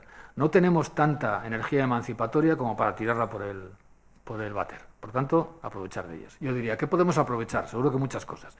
Pero a mí, al menos ahora, en este contexto de hablar sobre la ética y la dimensión ético-utópica, la política y la dimensión ético-utópica, diría al menos dos cosas. Del marxismo, su perspectiva universalista, internacionalista, de igualdad profunda entre las personas. Creo que hay que recuperar esta idea. Lo que pasa es que hay que recuperarla en un contexto distinto. No desde la homogeneidad, sino desde la diversidad. Cómo ser iguales en la diversidad. No cómo ser iguales en la homogeneidad, que es como siempre hemos pensado la universalidad, pero sí cómo ser iguales en la diversidad. Y yo creo que desde la perspectiva emancipatoria tenemos un problema con el tema de la universalidad, que tiene que ver con este descubrimiento de las diversidades al que hablaba antes, ¿no? Cuando yo en mis entornos de militancias o en mis entornos de formación hablo de la idea de universalidad, la gente se pone de uñas. Dice, el universalismo es etnocéntrico, es colonial, es opresivo. Los derechos humanos son occidentales. La idea de humanidad... Y yo les digo, pues pueden ser occidentales, pero no son accidentales los derechos humanos. Los derechos humanos es una gramática que efectivamente se construye como tal en un momento determinado, en un lugar determinado, pero que tiene una verdad profunda para cualquier persona de cualquier cultura. y sobre todo para que las personas puedan enfrentarse a sus propias culturas cuando sus culturas las oprimen, que es: yo soy una persona igual que tú y tengo los mismos derechos que tú, las mismas necesidades básicas que tú, y por tanto no puedes imponerme tus propias necesidades sobre las mías. O sea, esa idea, que es la idea básica de la igualdad, creo que es fundamental. O sea, tenemos que recuperarla. Ya sé que no viene solamente de la tradición del marxismo, pero esa idea del internacionalismo, de la humanidad, que podemos ir a esa frase tan bonita que decía un dramaturgo romano en el siglo I antes de Cristo, Publio Terencio, ¿no? De hombre soy, bueno, ser humano soy y nada humano me es ajeno, ¿no? O sea, esa idea me parece fundamental. O sea, transgredir las fronteras. O sea, no tiene que haber fronteras para la unidad. Eso me parece potentísimo. Es verdad que hay que hacerlo, como digo, en condiciones de diversidad. Y por tanto no hablar de un universalismo abstracto, sino un universalismo concreto. ¿Cómo ser iguales reconociendo las diferencias, no ocultándolas? Pero bueno, yo iría por ahí. Y el anarquismo. Yo creo que en el anarquismo hay una cuestión muy importante, que es la importancia de la vida cotidiana. O sea, el anarquismo era básicamente vida cotidiana. Era discusión, era ateneo, era ocupación de tierras, era otra forma de vida, era naturismo, o sea, es la vida cotidiana. Yo creo que la revolución de la vida cotidiana es fundamental también, ¿no? Y si me permites, incluiré una tercera tradición emancipatoria, los socialismos utópicos. Hay un historiador, Thompson, que tiene una biografía de uno de los socialistas utópicos más conocidos, William Morris, que es muy bonita, ¿no? Porque él dice que básicamente lo que buscaba el socialismo utópico era enseñar al deseo a desear, que se parece mucho a lo del pensamiento atento. Porque a veces deseamos lo que la estructura nos dice que deseemos. Deseamos viajar. Pero ¿cómo? ¿No has estado en Atenas? Yo no estaba en Atenas. ¿Y cómo puedes vivir sin haber estado en Atenas? Pues no sé. Pues será que me falta una conexión cerebral, pero... Y no has visto, y no has ido, y no vas a ir, y no vas a tener, y no vas a... ¿Pero de dónde nos salen estos deseos? Si mis padres no lo tenían, mis abuelos no los tenían, no sé de dónde han salido, nos los crean las estructuras, ¿no? Entonces, enseñar al deseo a desear. Creo que eso es muy importante también, ¿no? Entonces, sí, yo diría que hay tradiciones emancipatorias de las que podemos beber y vivir en la actualidad y que son muy importantes y que tenemos que pasarlas luego por nuestra propia tradición, traducirlas, porque las tradiciones son para eso. No, las tradiciones no son para cumplirlas a rajatabla, son para traducirlas al momento concreto, ¿no? Perdón porque meto muchas anécdotas, pero yo ahora tengo unas alumnas que están haciendo una estancia de universidad en Granada, en la Universidad de Granada, en SICUE, un SICUE de estos, y también tengo algunas que han venido a Euskadi de otros lugares de España, y a las que han ido a Granada les dije: me tenéis que hacer un favor, estoy seguro de que vais a subir al Albaicín. Estoy seguro, y además tenéis que hacerlo, porque es una maravilla, vais a subir. Y vais a ir al mirador de San Nicolás. Seguro. Y vais a ir allí, y ahora alguien con la guitarrita, y ahora no sé qué, y os tomáis una cervecina, y no sé cuánto, y tal, y cachondeo y tal. Pero cuando estéis allí, además de mirar a la Alhambra, sobre todo es el atardecer que le da el sol y está ahí toda rosada, anaranjada y tal, de mirar hacia la sierra que se ve un poquito por allí, fijaos en un edificio que hay a la izquierda y me decís que veis. Y ninguna lo ve. Y es una casa grande, blanca, que hay ahí, que ahora no sé, creo que es como un bar ahora, no sé qué, y tiene una loseta puesta ahí, que pone Casa de la Tradición y de la Traducción. Y a mí me encanta esa idea. O sea, me encanta la idea de traducir las tradiciones. Entonces yo diría, recuperemos todas las tradiciones emancipatorias que podamos, porque no estamos sobradas de ellas, ¿no? Recuperémoslas, traduzcámoslas, leámoslas desde nuestro propio espacio cosmovisional, si es el cristiano, si es el lo que sea, y bueno, incorporemos alguna más. Por ejemplo, si yo tuviera que pensar, y ahora sí que me callo, en una tradición que va surgiendo ya y que es muy potente y que sirve para articular muchas cosas, yo diría el ecofeminismo. O sea, y el lenguaje del cuidado. Yo creo que el lenguaje del cuidado es una especie de esperanto que nos permite entendernos, ¿no? Al final, ¿cómo traducir el lenguaje sindical al lenguaje político y al lenguaje asistencial o de intervención y al lenguaje... Pues si hablamos de cuidar. O sea, la idea del cuidado yo creo que tiene un potencial de traducir y de interpretar tradiciones distintas que es potentísimo. Entonces, bueno, pues eso, aprovechemos todo lo que podamos y ampliemos. Muchas gracias, Imanol. A ver, sí. Tienes ahí, Roberto. Bueno, muy rápido. Mi pregunta es, cuando has hablado de los pensadores de la política, has mencionado, me ha parecido entender, como que la mentira se acepta como un elemento más, una herramienta más en el político. Y bueno, la verdad es que eso a mí me cabrea bastante. Entonces, te pregunto, o sea, hoy en día que estamos acostumbrados a la mentira, que estamos acostumbrados a los bulos para hacer política, realmente tenemos que tragar con eso porque es un elemento de la política. A mí me escandaliza. Yo diría, ¿qué herramientas tenemos? ¿O no es realmente un objetivo serio hoy en día en nuestra sociedad? Es decir, basta de asumir que nos mienten. Tenemos que defender la verdad. Y en ese sentido, esos instrumentos que están apareciendo en los medios, en las televisiones, de desenmascarar bulos, ¿te parece que es una vía, que puede ser una herramienta?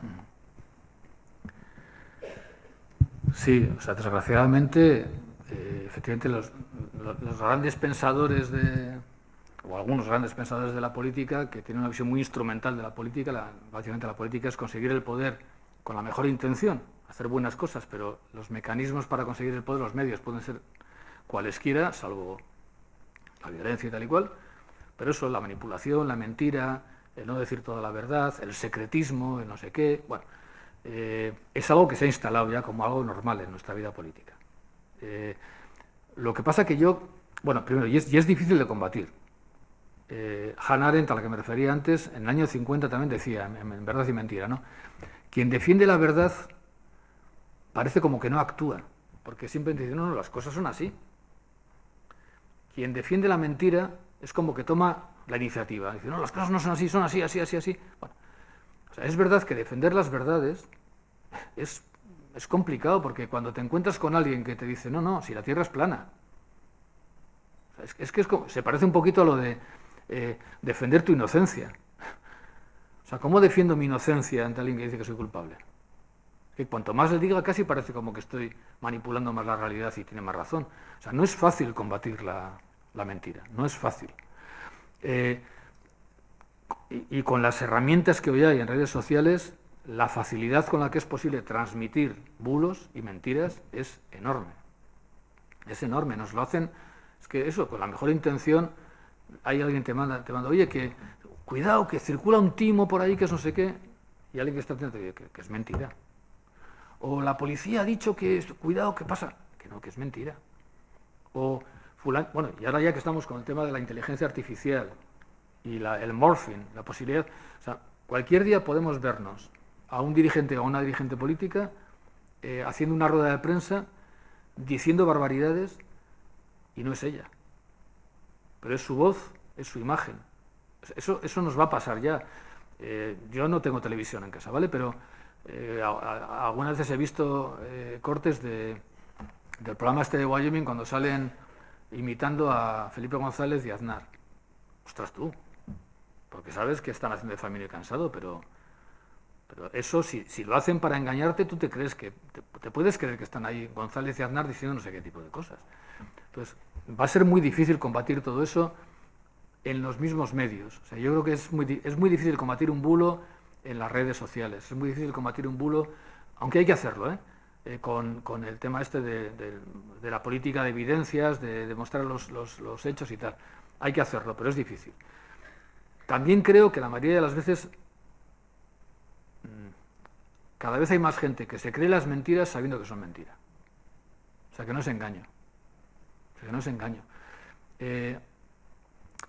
Yo creo de verdad que se habla de la posverdad y se habla de las verdades alternativas. Hay gente que asume clarísimamente que, por ejemplo, por un ejemplo muy concreto, no es posible objetivamente que las personas inmigrantes vengan a España al mismo tiempo a quitarnos el empleo y a vivir de las subvenciones. No es posible. Cuando menos una cosa u otra. Y luego, pero las dos cosas se dicen en el mismo discurso. Vienen por la paguita y vienen a quitarnos el empleo. Digo, joder, pues qué cosa más O sea, ¿cómo te puedes creer eso? Es imposible creértelo. Eso es un discurso elaborado porque por detrás de ello hay otra cosa, que es lo que tú realmente quieres decir, es que no quieres personas inmigrantes. Bueno, pero, o sea, yo no creo tanto que sea un engaño, porque a mí seguro que alguna vez me han engañado y me pueden manipular, pero lo característico de la manipulación es que no te das cuenta. O sea, si te das cuenta de que te están manipulando, ya no te están manipulando. O sea, a mí si me manipulan no me doy cuenta. En cuanto me doy cuenta, ya tengo herramientas para decir, pues no me lo creo, no me manipules. Entonces, creo que es más complejo que lo de la simple verdad. Creo que ciertamente hoy hay gente que está militando en la doble verdad, militando en la falsedad consciente para conseguir otros objetivos. No creo que sea simplemente gente que se deja engañar y tal, porque si fuera eso, cuando luego les das el otro dato, o el dato verdadero, dirían, pues joder, pues vaya leche. No importa, se reafirman. Yo creo que de verdad lo que llevamos engaño o mentira en política es otra cosa. Es una auténtica manipulación de la realidad consciente para conseguir otros objetivos o para ocultar otras intenciones. Y eso es muy difícil de combatir, porque quien no quiere desengañarse, pues no, por más que le digas, se va a reafirmar.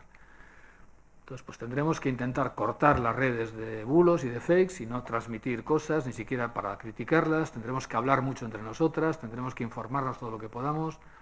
Y luego, pues sí sería bueno, porque también damos mucha importancia, perdón, estoy enredando, a las redes sociales, ¿no? Pero yo, el 80% de las cosas de las que me entero, que circulan por redes sociales, me entero porque me las cuentan los medios de comunicación masivos. Yo no quiero un periódico, una radio que me cuente lo que ha dicho no sé qué tuitero, no sé qué. Para eso ya estaría en Twitter. No quiero. O sea, ¿qué manía tienen los medios de comunicación de estar todo el día hablando de que el político tal ha hecho en Twitter? Carajo, que me importa un bledo. Ya les seguiré en Twitter si me interesa. No me cuentes lo que pasa en Twitter. Cuéntame lo que pasa fuera de Twitter. Entonces, los medios de comunicación tienen mucha responsabilidad ahí. Yo no sé si visteis el debate de Trump y Kamala Harris. Cómo actuaban los moderadores. O sea, a mí me pareció maravilloso esa forma de funcionar. Cuando Trump dijo aquello de los inmigrantes en Springfield que se comían a los perros y los gatos de las... le cortaron rápidamente, le dijeron, no, eso no es verdad, tal. O sea, estaban ahí para decir, eso es mentira. Así todo seguramente. La gente que lo vio dijo, yo me quedo con Trump, porque igual no es verdad esto, pero me da por saco. Yo quiero votar a Trump porque tal. Entonces, pues no sé, es difícil combatirlo, pero tendremos que resistirnos como podamos. Muy bien. Hola.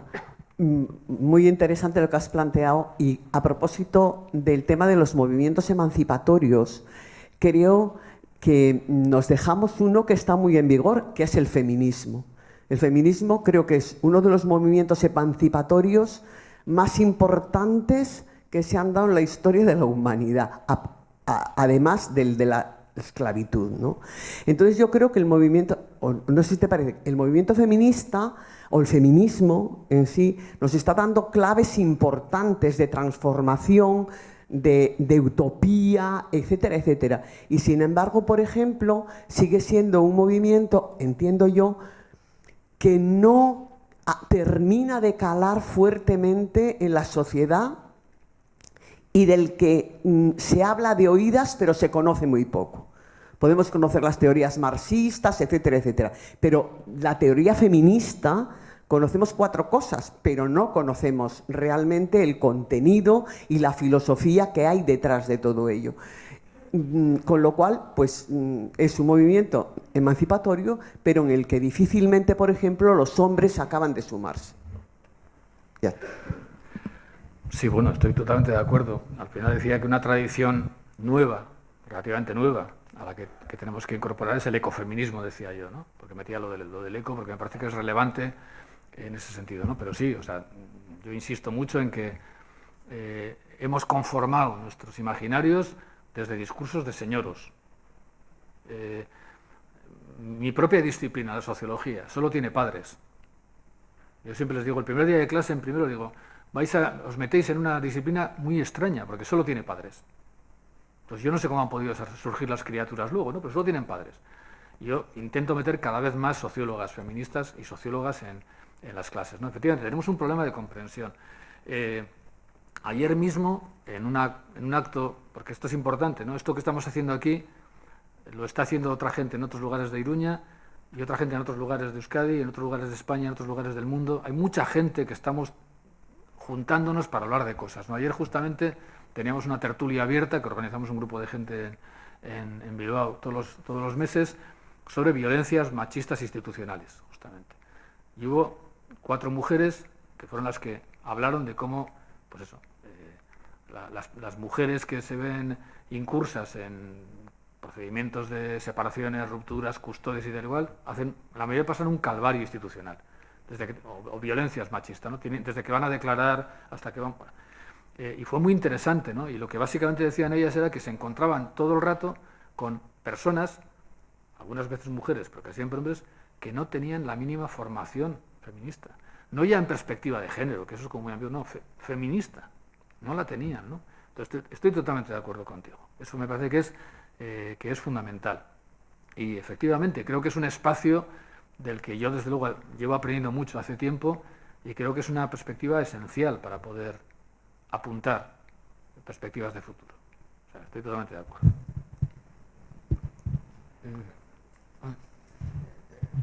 Una cosita breve. Bueno, brevemente, una cosita de actualidad. Solo la gente salva a la gente. ¿Crees que es algo que pasará? ¿Los políticos son gente? ¿Es la gente de unos sitios solos la que salva a otros que son del mismo sitio?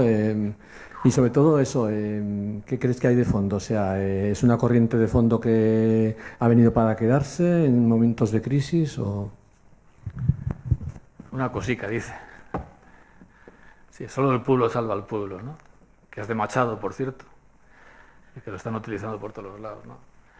A ver, a mí me parece una idea bonita, es potente, es reconocer la capacidad que tenemos las personas de hacer las cosas, es saber que sin la gente no se hace nada. O sea, en ese sentido, vamos, todo bien, ¿vale? Pero es verdad que cuando luego la bajamos al terreno de la realidad, a mí básicamente lo que me generan son problemas. Porque primero, ¿de qué pueblo hablamos?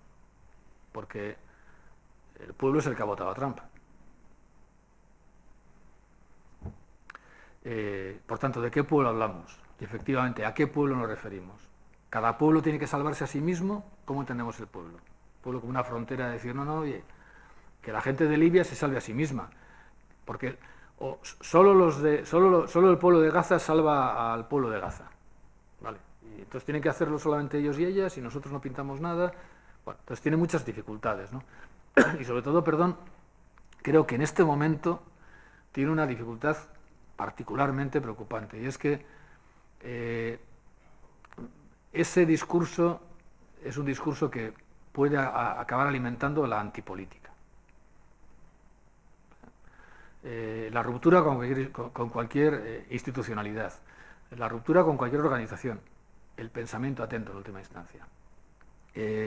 Lo que está pasando en Valencia con la Dana, en ese sentido, es bastante preocupante. Yo el otro día leía una declaración en un medio de comunicación de una voluntaria que seguramente con toda su mejor voluntad quería ir a ayudar, ¿no? Entonces ella contaba lo siguiente: se presentaron para ayudar, se montaron en unos autobuses y cuando estaban a medio camino les dijeron que no iban a llegar al sitio porque no hacía falta. Y les volvieron para atrás. Y ella estaba indignadísima. Y decía, yo quiero ayudar. Y además decía una cosa: la organización está muy mal, porque yo quería ayudar y me han mandado para casa otra vez. Y decía, mañana voy a ir, pero no voy a ir en autobús, voy a ir por mi cuenta. Y decía, joder, o sea, ¿qué es lo que buscas? ¿Ayudar o ayudarte a ti misma porque tal y cual, ¿no?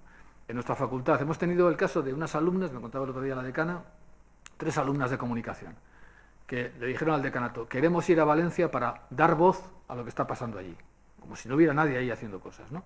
Y querían que se organizaran el viaje y tal y cual.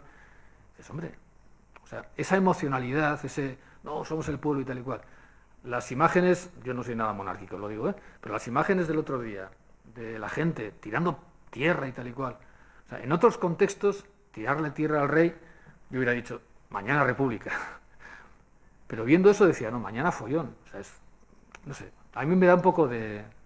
esa idea, porque claro, ¿quién es el pueblo, no? porque el pueblo puede al final generar, pues eso, la Comuna de París o linchamientos, puede generar pues movilizaciones de solidaridad con Gaza, o puede generar pues movilizaciones contra, como está pasando por ejemplo en un barrio de Donostia, movilizaciones para que no haya cenas solidarias, porque luego hay inseguridad en los barrios, ¿no? O sea, el pueblo es,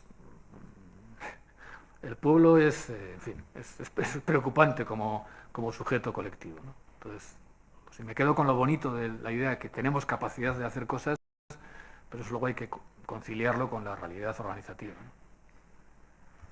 Sí, por favor. Bueno, muchas gracias por tantas ideas tan interesantes. Me ha gustado mucho la diferencia que has hecho entre, bueno, pues esa palabra que se está generalizando, la polarización, es decir, no se polariza una parte de la gente, y la brutalidad de la política, ¿no? Esa politización, vamos, de una parte que lleva a una política brutal. Yo me pregunto si nos habremos quedado todos tan helados con el triunfo de Trump, con el triunfo de determinadas tendencias brutales, y eso, si el origen de esa brutalidad no está en el embrutecimiento colectivo de muchas capas de la población. Porque, como has afirmado, o sea, estamos dispuestos a creer ya cualquier cosa. Y estamos dispuestos a creer cualquier cosa pues porque no analizamos. Entonces, es decir, a mi modo de ver, lo que, no sé, la función de la gente que hemos estado en educación para evitar esa brutalización de las personas, pues nos puede llevar a no aceptar esa polarización, no lo sé. O sea, quizá, quiero decir, desde la educación, desde la reflexión, podemos, no sé, encontrar una vía para no aceptar lo que está pasando, no lo sé. Sí, gracias, sí. Bueno, lo de brutalización no es una cosa que se me ha ocurrido a mí, es un concepto acuñado por la teoría política desde después de la Segunda Guerra Mundial. Por algunos autores que analizaron por qué ocurrió en parte la Segunda Guerra Mundial, y fue por la brutalización de personas, de hombres que habían luchado en la primera y que volvieron a sus casas absolutamente rotos en términos morales, ¿no? O sea, con la idea de que efectivamente les habían mandado a matar, se podía matar. Bueno, es un concepto acuñado. Hoy muchísima gente que analiza lo que pasa en el mundo utiliza el término de brutalización del mundo o de deshumanización, que son dos conceptos muy fuertes, muy terribles, porque si estamos en un mundo más brutal y más deshumanizado, pues tenemos muy complicado el poder recomponerlo, ¿no? Entonces, bueno, son tendencias, ¿no? Afortunadamente, cuando hablamos en términos generales, también descubrimos que hay mucho cuidado en el mundo, mucha paz en el mundo, mucha gente que quiere construir cosas, mucho acuerdo, mucho acompañamiento. O sea, no solo es eso, ¿no? Pero es verdad que las grandes tendencias, y sobre todo los grandes liderazgos actuales, son muy brutalistas o muy brutos y muy deshumanizadores. No sé, o sea, en este momento tenemos una gente que está organizando nuestro mundo, tanto en la política como en el mundo de la economía, que son esos auténticos brutos, deshumanizados y deshumanizadores, ¿no? Yo hoy escuchaba a la mañana, cuando estaba desayunando en casa antes de ir para la universidad, que este año los consejeros de no sé qué, de las principales empresas tecnológicas de Estados Unidos han aumentado su sueldo, se han autoaumentado el sueldo en un 35%. Yo pensaba, pero esta gente, o sea, ¿hacia dónde mira, no? O sea, ¿hacia dónde mira? Hacia sí misma, ¿no? Pero, entonces, claro, estamos en un mundo muy complicado de gestionar, ¿no? Entonces, claro, la educación es fundamental, pero la educación a veces, o sea, a la educación le cargamos todo, porque hay que educar en eso, además también en una buena dieta, y además también en no sé qué, y en educación vial, o sea, sobre todo la gente que está más en educaciones primarias y secundarias están ya aburridas cada vez que dicen, no, la educación, joder, la educación.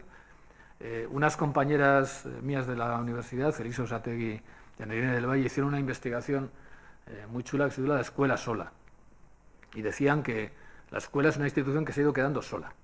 O sea, yo lo veía con mi propia hija, ¿no? Cuando iba a la escuela del pueblo, y le decía, chavala, vas al sitio más raro del mundo, porque ahí te dicen que hay que hablar, dialogar, pedir permiso, cada cosa en su sitio. Luego sales de ahí, todo es al revés, ¿no? Pero bueno, la televisión es educativa y luego fuera no, pero bueno. Y estas decían que efectivamente la escuela se ha quedado muy sola, ¿no? Sigue cumpliendo esa función fundamental, pero se ha quedado muy sola, muy aislada de su entorno, ¿no? Y hicieron entrevistas a profesoras, profesores, padres, madres, directivas y directivos de centros, y en una entrevista salió una perla que yo repito muchas veces, que me encanta, que es la siguiente, ¿no? En un centro educativo donde trabajaban muy bien el tema del diálogo, de la tolerancia, de la paz y tal, pues un día 2 chavales se pelearon y otro chaval se chivó al director y dijo: Menganito y Zutanito se han peleado. Entonces el profesor les llamó al despacho y dijo: ¿pero cómo os habéis peleado con todo lo que trabajamos aquí, el tema de la paz, no sé cuántos? Entonces la respuesta de un alumno maravillosamente complicada, pero maravillosa, fue: tranquilo, profe, nos hemos pegado, pero fuera de la escuela. ¿No? Entonces, claro, el problema es ese, ¿no? Que si no hay continuidad con lo que pasa luego en los entornos y tal. Entonces, bueno, pues yo creo que es muy importante la educación, pero eso, la educación que salga también de los muros de la escuela, ¿no? O sea, que las niñas y los niños, las chicas y los chicos, cuando salen de la escuela, vean que hay cosas de estas, que hay espacios donde se acoge a las personas migradas, que hay lugares en los que hay comedores sociales y no sé qué, que hay cineforums, que hay bibliotecas, que hay espacios de lectura de no sé qué, o sea, que vean que efectivamente hay polis, hay ciudad amigable, ¿no? Porque si no, pues realmente se queda en la escuela. Pero bueno, por lo menos que sea en la escuela, pero puede ser poco. Creo que podríamos seguir haciendo muchas preguntas. Yo tenía alguna preparada, pero creo que se han debatido muchos de los temas ya y nuestro querido amigo Imanol tiene que coger el coche ahora e irse hasta Bilbao. O sea que... Pero dice que dentro de 20 años seguimos, o sea que yo espero que sea antes, ¿vale? O sea que muchas gracias a Imanol por toda esta disertación y por todo lo que nos ha aportado y nos ha dado, nos ha regalado para poder pensar luego en nuestra casa. Y muchas gracias a todos vosotros por participar una vez más en esta convocatoria del foro. O sea que os esperamos en la próxima.